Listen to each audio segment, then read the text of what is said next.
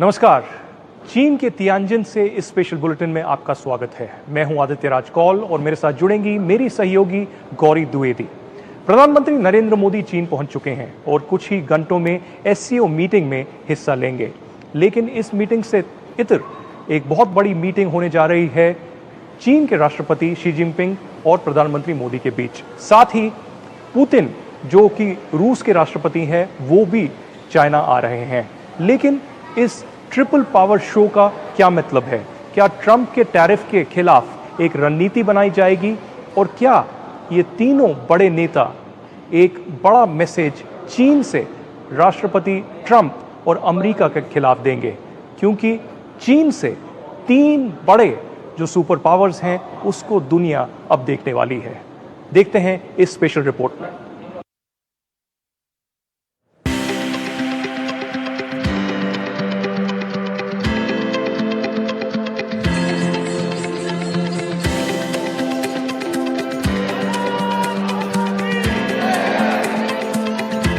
चीन के तियानजिन में मोदी, टैरिफ पर क्या बात होगी?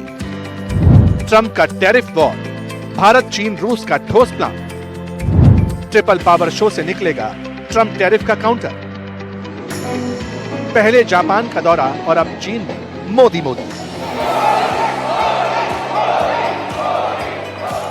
7 साल बाद प्रधानमंत्री मोदी जब चीन की जमीन पर उतरे तो उनका स्वागत कुछ इस अंदाज में हुआ।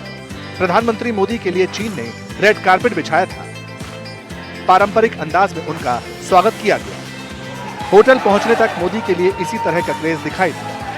ये वो कल्चरल कनेक्ट है भारत में और दुनिया के किसी और देश में आप ही दे सकते हैं। ये सारी चीनी स्टूडेंट्स हैं, परफॉर्मर्स हैं, डांसर्स हैं जिन्होंने यहाँ पे परफॉर्म किया और प्रधानमंत्री मोदी का जो कल्चरल वेलकम था उसमें पार्ट लिया। और यहाँ पर आपको सिर्फ गूंज सुनाई दे रही है प्रधानमंत्री के वेलकम के लिए। 7 साल में पहली बारी चीन यहाँ पे आए हैं प्रधानमंत्री मोदी और कल से उनका सारा औपचारिक कार्यक्रम शुरू होगा। दरअसल चीन के राष्ट्रपति शी जिनपिंग ने पीएम मोदी को न्योता दिया था। मोदी ने जिनपिंग के शब्दों का मान रखा और अपने सबसे अहम कूटनीतिक दौरों में से एक के लिए यानी एससीओ समिट के लिए चीन पहुंच गए। प्रधानमंत्री यहां एक ऐसे समिट के लिए आए हैं जो चीन का ब्रेन चाइल्ड है। माना जाता है कि चीन ने शंघाई कोऑपरेशन ऑर्गेनाइजेशन को वर्ल्ड इकोनॉमिक फोरम के काउंटर के तौर पर एस्टैब्लिश किया है। लेकिन आज एससीओ में सबसे ज्यादा चर्चा मोदी, जिनपिंग और पुतिन की मुलाकात को लेकर हो रही है।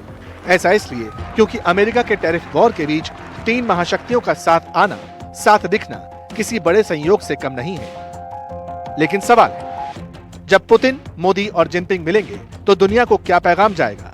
क्या इस दौरे पर भारत और चीन के बीच कोई व्यापारिक समझौता हो सकता है? क्या भारत, रूस और चीन मिलकर किसी बड़े ग्रुप का ऐलान कर सकते हैं? क्या 3 सुपर पावर मिलकर टैरिफ वॉर के खिलाफ कोई कड़ा संदेश देंगे? ये सारी बातें इसलिए अहम हैं क्योंकि ट्रंप की टैरिफ पॉलिसी के बाद से अमेरिका ने एक तरह से तीनों सुपर पावर यानी रूस, भारत और चीन को टारगेट किया। ट्रंप ने सबसे पहले चीन पर इकोनॉमिक अटैक किया। उस पर 100 से 150% तक टैरिफ लगाने की धमकी दी। 4 दिन पहले तक यह भी कहा कि अगर हमें चीन ने रेयर अर्थ मैग्नेट नहीं दिए तो 200% टैरिफ भुगतना पड़ेगा।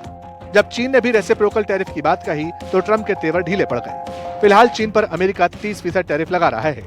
इसी तरह रूस पर सैंक्शंस लगाने की बातें की गई। कहा गया रूस को सीजफायर की टेबल पर आना होगा, लेकिन अलास्का मीटिंग के बाद भी पुतिन का कुछ नहीं बिगाड़ पाए। अमेरिका ने भारत को डराने की कोशिश की। रूस के तेल के नाम पर 50% टैरिफ लगा दिया, लेकिन भारत ने साफ कर दिया कि अपने हितों से समझौता नहीं करेंगे। बात सिर्फ इतनी भर नहीं है।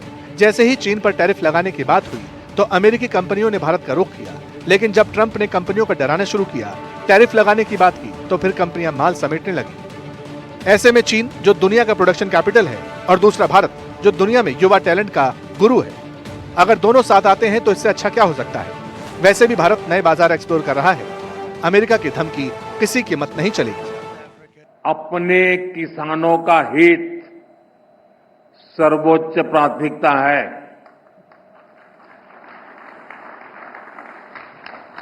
भारत अपने किसानों के, पशुपालकों के और मछुआरे भाई बहनों के हितों के साथ कभी भी समझौता नहीं करेगा।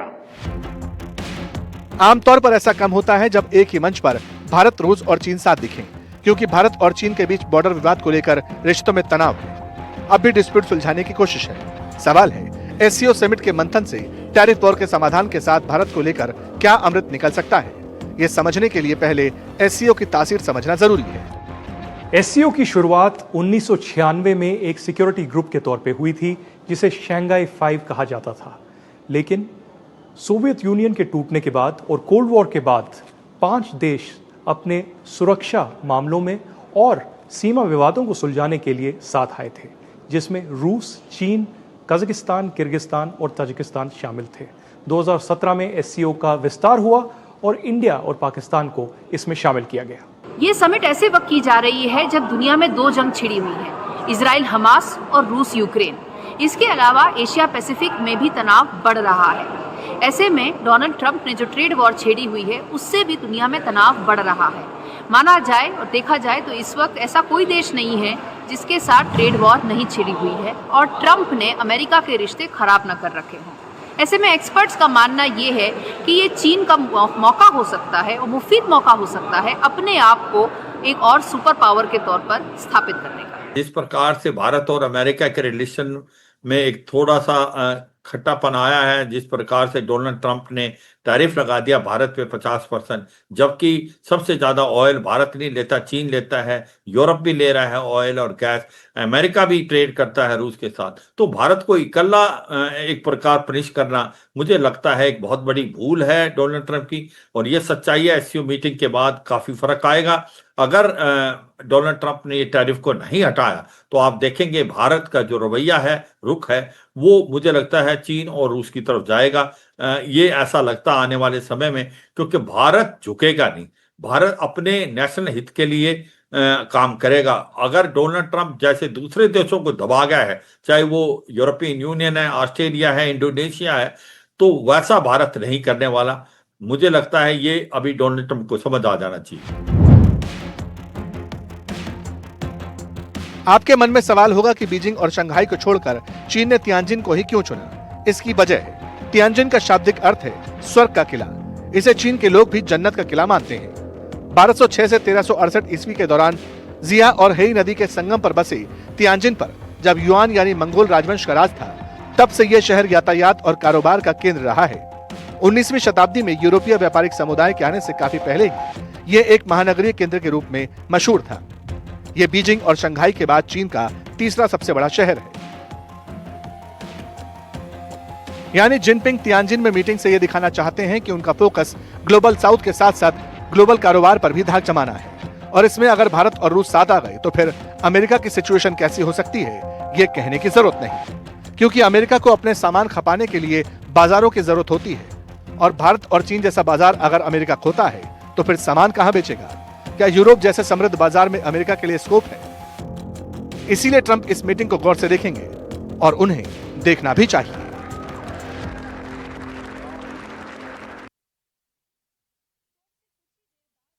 इस शहर में साल की सबसे बड़ी बैठक होने वाली है। प्रधानमंत्री मोदी और चीन प्रेसिडेंट शी जिनपिंग मिलेंगे और दुनिया टकटकी लगाकर इस महामुलाकात को बड़ी ध्यान से देख रहा होगा। कैमरे का पूरा फोकस इन दोनों लीडर्स पर होगा, प्रधानमंत्री मोदी और शी जिनपिंग पर। एससीओ समिट के अलावा दोनों देशों के बीच आर्थिक और व्यापारिक जो मुद्दे हैं उन पर भी काफी चर्चा हो सकती है। और ये सारी बैठक तब हो रही है जब डोनाल्ड ट्रंप की टैरिफ वॉर जो है दोनों को, यानी कि भारत और चीन दोनों के ऊपर उसका प्रहार चल रहा है। ये भी हो सकता है कि दोनों लीडर्स जब साथ में मिले तो मिलकर एससीओ समिट से ही दोनों एक नए वर्ल्ड इकोनॉमिक ऑर्डर की भी ऐलान और एक शुरुआत कर सकते हैं, जो कि सबसे बड़ा संदेश, सबसे बड़ा मैसेज डोनाल्ड ट्रंप और उसकी सरकार के लिए होगा।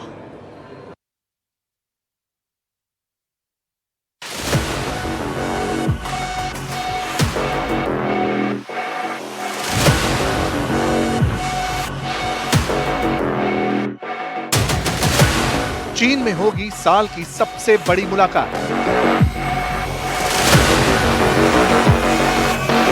मोदी जिनपिंग मिलेंगे, नए रिश्ते बनेंगे।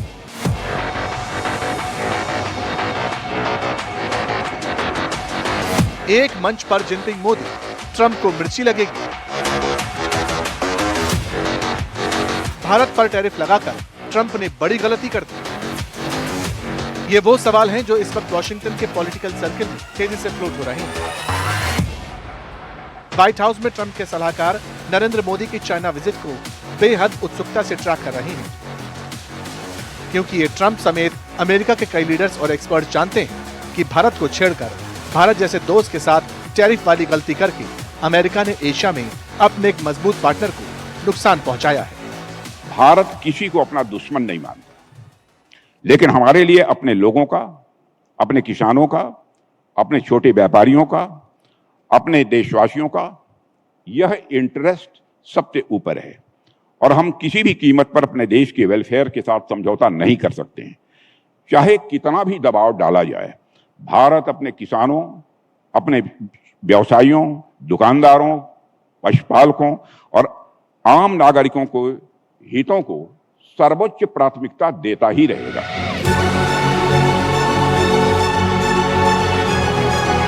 रक्षा मंत्री हो या फिर कृषि मंत्री, सब इसी लाइन पर बात कर रहे हैं। लेकिन इस वक्त सोशल मीडिया से लेकर ग्लोबल मीडिया पर भारत और चीन के रिश्तों का जिक्र हो रहा है, क्योंकि अमेरिका ने एक ऐसा विंडो दे दिया जिसे दोनों मुल्क कैश करना चाहेंगे, और ऐसा करने की वजह भी है।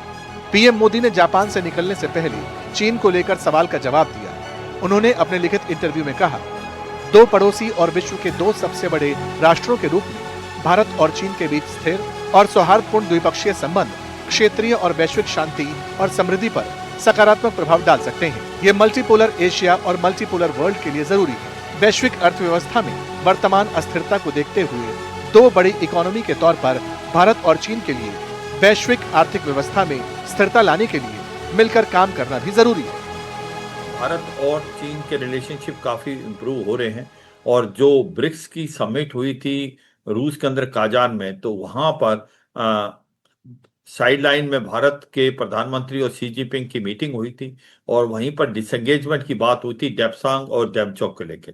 उसके बाद आप धीरे धीरे भारत के रिलेशन अच्छे होते जा रहे हैं। डायरेक्ट फ्लाइट की बात हो रही है, लैंड रूट पे बॉर्डर खोलने से ट्रेड रूट की बात हो रही है। उसके बाद वीजा के अंदर रिस्ट्रिक्शन जो थी उसको हटा दिया गया है और ऐसे में चीन जो है वो हमको रेयर अर्थ मटेरियल देने के लिए तैयार हो गया है, सेमीकंडक्टर भी देने को तैयार है। उसके बाद वो जो ड्रिलिंग मशीन है, जो टनल खोदने के काम आती हैं, हैवी मशीन, उसको भी देने के लिए केमिकल्स और फर्टिलाइजर। तो मुझे लगता है भारत और चीन के रिलेशन अच्छे होते जा रहे हैं। और अब जब भारत के प्रधानमंत्री एससीओ मीटिंग के लिए तिनजान गए हैं और साइड लाइन में मुलाकात होगी, शी जिनपिंग और प्राइम मिनिस्टर मोदी की बायलैटरल बातचीत होगी, मुझे लगता है कि ये रिश्तों में और भी ज्यादा गर्मी आएगी और ये दोनों देशों के लिए बहुत इंपॉर्टेंट है। दोनों देश एक दूसरे के ऊपर जो आप देखें ट्रेड पे डिपेंडेंट है। भारत का काफी ट्रेड डेफिसिट भी है यूं तो चीन से, मगर ये सच्चाई है एज ए नेबर अगर हमारे रिलेशन अच्छे होते हैं तो ये पूरे रीजन के अंदर एक स्टेबिलिटी लाएंगे।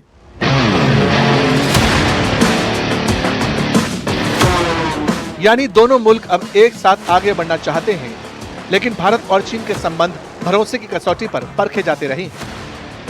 हालांकि अमेरिका के ट्रंप वॉर के बाद से बार बार यह संदेश सामने आ रहा है कि चीन भारत के करीब आना चाहता है। चीन का माउथपीस हो या फिर वहां का विदेश मंत्रालय, सब लगातार इस बात पर जोर दे रहे हैं कि इस वक्त दोनों देश मिलकर आर्थिक विकास का नया रोड मैप तैयार करें। यही बात जिनपिंग की सीक्रेट चिट्ठी में भी लिखी गई थी। ब्लूमबर्ग की रिपोर्ट की माने तो मार्च 2025 में चीन के राष्ट्रपति शी जिनपिंग ने भारत की राष्ट्रपति द्रौपदी मुर्मू को चिट्ठी लिखी थी। चिट्ठी के जरिए उन्होंने भारत और चीन के संबंधों को सुधारने की इच्छा जताई थी। चीन के राष्ट्रपति शी जिनपिंग ने चिट्ठी में यह भी लिखा था कि अगर भारत और अमेरिका के बीच कोई समझौता हुआ तो उससे चीन का नुकसान हो सकता है। ये चिट्ठी राष्ट्रपति भवन से पीएम मोदी के दफ्तर पहुंची। कहा जाता है इसी चिट्ठी के बाद भारत और चीन के रिश्तों के मायने बदलने लगे। जो इस वक्त जो परिवेश बना हुआ है, वैश्विक परिवेश और जो geopolitical and Jio economic tensions और चर्न जो हो रहा है और बदलाव जो आ गए हैं, और स्पेशली प्रेसिडेंट ट्रम्प का जो टैरिफ एक वॉर ही कह लीजिए, एक उन्होंने ऐसा अनलीश किया है दुनिया पे हर कंट्री पे, तो चीन को भी इंक्लूडेड है। तो चीन को थोड़ा उन्होंने सॉफ्टर एक अप्रोच दिया है, लेकिन उनको भी असर तो होगा ही इनके टैरिफ से। तो ये बहुत एक अहम एक मीटिंग होगी प्रधानमंत्री जी की और शी जिनपिंग की, और मुझे उम्मीद है कि ये बदलाव आएगा हमारे रिलेशनशिप में। हाँ, बहुत रेडिकल नहीं, बट जरूर बदलाव होगा, और ये फर्स्ट स्टेप है उसकी तरफ।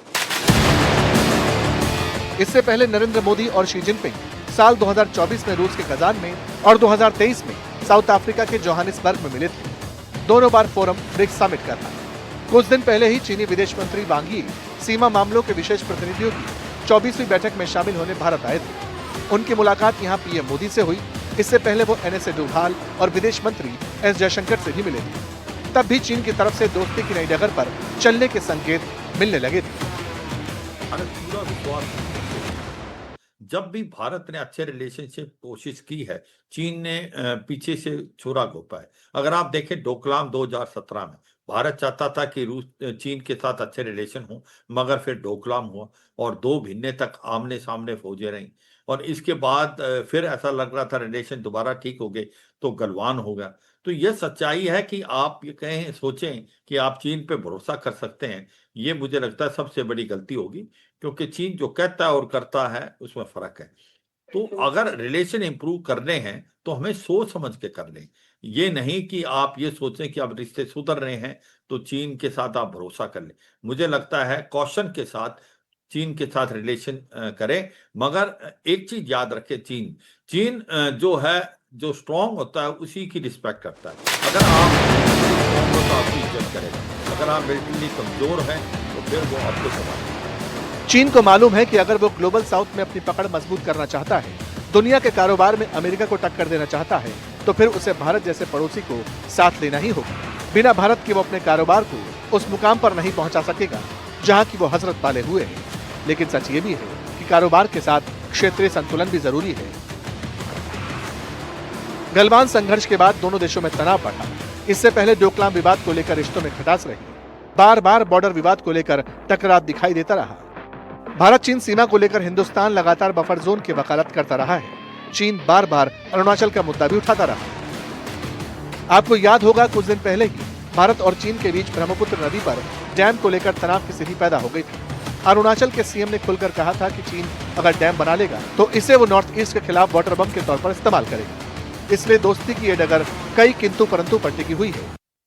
घटना के बाद जो है चीन ने पाकिस्तान की लगातार मदद की। हमने ये भी देखा कि चीन ने पाकिस्तान के जो आतंकवादी थे लश्कर तौयबा के, उनके जो इक्विपमेंट थे, चाहे वो अल्ट्रासेट हो या फिर एल्पाइन ऐप हो, वो भी चीनी थी। तो और ऑपरेशन सिंदूर जब पाकिस्तान के खिलाफ कर रहा था भारत, उसमें भी चीन ने लगातार पाकिस्तान की आर्मी और ISI का समर्थन किया। तो देखना ये लाजमी होगा कि अब जब भारत और चीन आमने सामने हैं, मुलाकात हो रही है और ट्रंप ने भारत के खिलाफ जो है टैरिफ लगाए हैं, क्या अब भारत और चीन उस स्थिति में है कि साथ आएं, फिर से एक नया युग जो है हिंदी चीनी बाई बाई का फिर से शुरू हो।